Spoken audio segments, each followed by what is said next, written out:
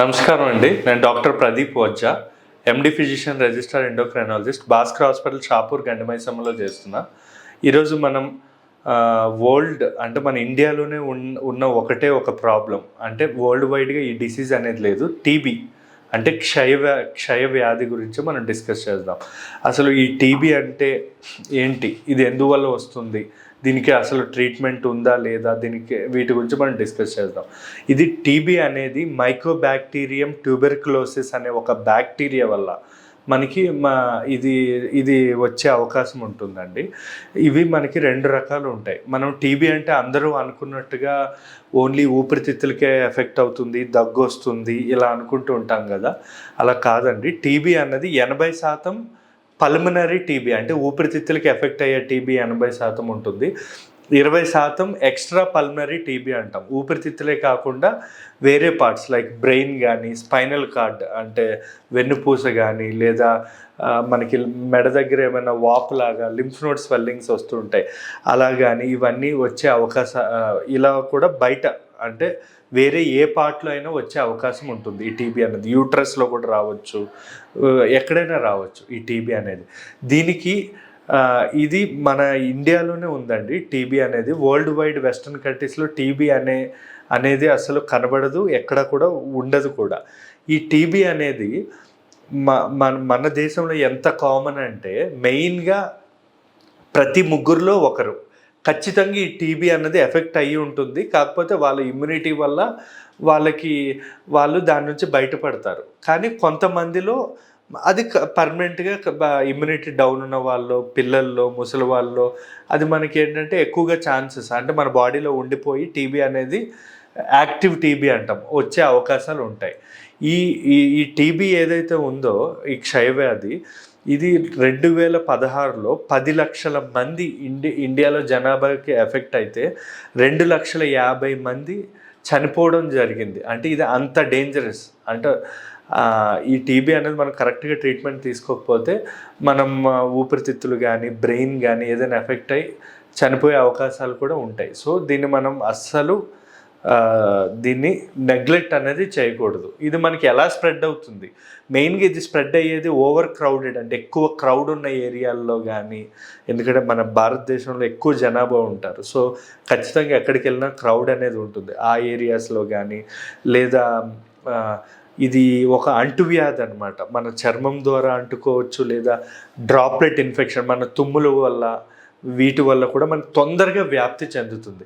అందుకే ఈ టీబీ అనేది కంప్లీట్గా ఇండియాలో ఎరాడికేట్ చేయలేదు. ఎందుకంటే నీట్గా ఉండకపోవడం వల్ల, ఈ క్రౌడ్ వల్ల, లేదా గవర్నమెంట్ సరిగా ట్రీట్మెంట్ ప్రోటోకాల్స్ ఫాలో అవ్వకపోవడం వల్ల, మనం మానిటరింగ్ చేయకపోవడం వల్ల కూడా ఇది బాగా పాండమిక్గా ఉంది ఇంకా ప్రజెంట్ ఇండియాలో. ఈ టీబీ అనేది మనకి 3 రకాలు ఉంటుందండి. ఫస్ట్ ప్రైమరీ టీబీ అంటాం. అంటే టీబీ మన బాడీకి ఫస్ట్ టైం వచ్చినప్పుడు దాన్ని మనం ప్రైమరీ టీబీ అంటాం.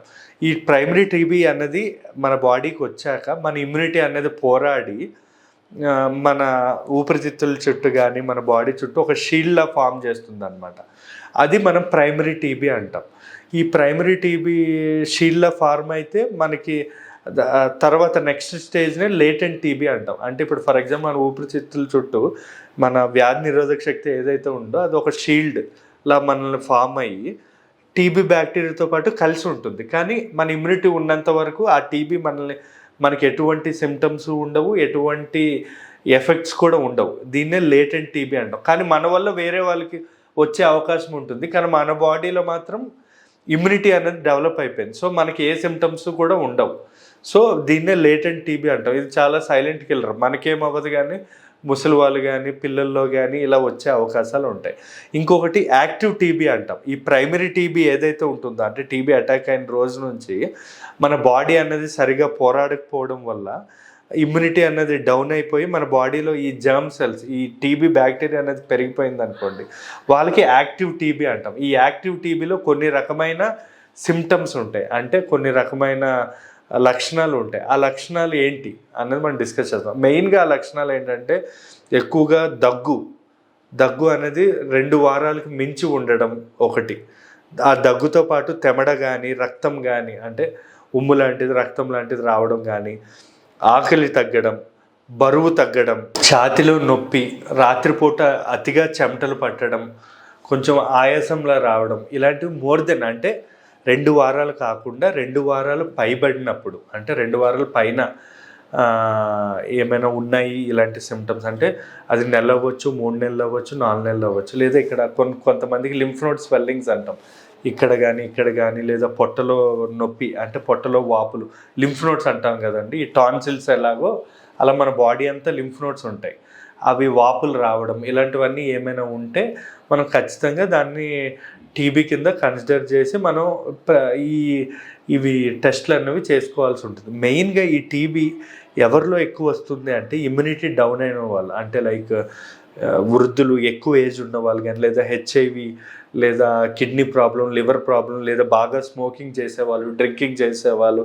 లేదా లో సోషియో ఎకనామిక్ స్టేటస్ ఉన్నవాళ్ళు, అంటే డబ్బులు ఎక్కువ లేని వాళ్ళు, పేదవాళ్ళలో ఎక్కువగా వచ్చే అవకాశం ఉంటుంది. ఎందుకంటే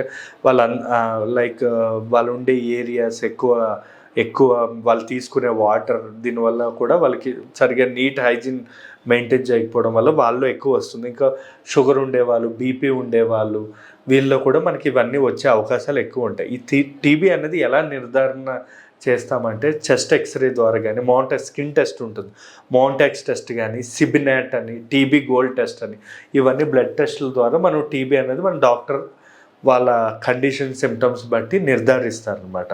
ఈ టీబీకి మనం ట్రీట్మెంట్ అన్నది 6 నెలల నుంచి 9 నెలల వరకు తీసుకుంటాం. తర్వాత మనం బ్లడ్ టెస్ట్ చేస్తే సరిపోతుందండి.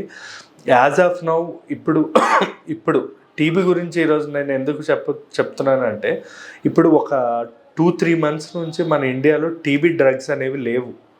అంటే ఆ టీబీ డ్రగ్స్ అనేది షార్టేజ్ వచ్చింది.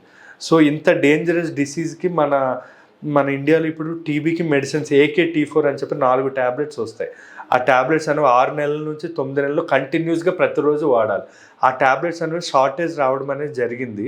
దీనికి గవర్నమెంట్ ఖచ్చితంగా తొందరగా చర్యలు తీసుకోకపోతే ఇది ఫ్యూచర్లో ఇది ఒక పాండమిక్గా తయారవుతుంది. అంటే ఆ టీబీ ఉన్న వాళ్ళు చనిపోవడం జరగవచ్చు, లేదా మనకి ఇది స్ప్రెడ్ అవ్వడం అనేది జరగవచ్చు. నా దగ్గరికి ఇప్పుడు ఉన్న టీబీ పేషెంట్స్ ఎవరైతే ఉన్నారో వాళ్ళకి సరిగా మెడిసిన్స్ దొరక్క ఆల్మోస్ట్ ఒక 1 month నుంచి 2 months నుంచి మెడిసిన్స్ వాడట్లేదు. మెడిసిన్స్ వాడకపోతే ఏమవుతుంది అంటే 6 monthsలో కంట్రోల్ అయ్యే టీబీ రెసిస్టెంట్గా మారి 9 monthsలో కూడా కంట్రోల్ అవ్వకపోవచ్చు. సో ఇలాంటి డేంజర్స్ ఉన్నాయి. సో ఈ టీబీ డ్రగ్స్ అనేవి షార్టేజ్ అనేది ఉంది.